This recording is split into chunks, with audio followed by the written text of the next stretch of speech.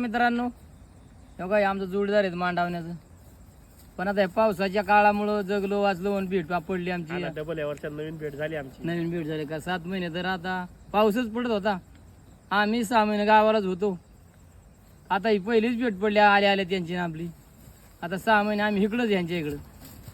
तर कधी बोलणार नाही काय नाही. आज्या पंजापासून आमची ओळख असल्यामुळे आता त्यांच्याकडे जमिनी पण भरपूर लावायच्या, पण यावर्षी बहुतेक वशाळच येते. पावसामुळे गेल्या फुकट. कारण पाऊसच पहिल्यापासून लागला होता. त्याच्यामुळे काय लावण्या लेट झाल्या. त्यांना ते भात पण टाकून नाही दिला. पेरण्या नाही झाल्या. कारण शेतात ट्रॅक्टर तर गेला पाहिजे. पहिल्या का आता बैल काय राहिली नाहीत. जेव्हा ट्रॅक्टर जाईल तेव्हा आता पेरण्या होत्या त्या. पहिलं बैल राहायची. त्यांनी आता इकडं घर बांधल्यामुळे तुम्ही आता इकडं शेतावरच घर बांधले. हा, रानात भेट होते ना आमची. त्यांच्या पण म्हशी आहेत ना. आमचे काही दिवसात 2-3 बारा भेटा. दिवसात 2-3 वारा भेट होणार आता. कारण एकदम हावसच आली रही. आणि जुन्या काळात खरंच मजा होती. नाही, आता नाही तेवढं राहिलं. तसं राहिलं नाही आता. जागा कुठं राहिल्या तर. जागा राहिल्या नाही, जागा गेल्या.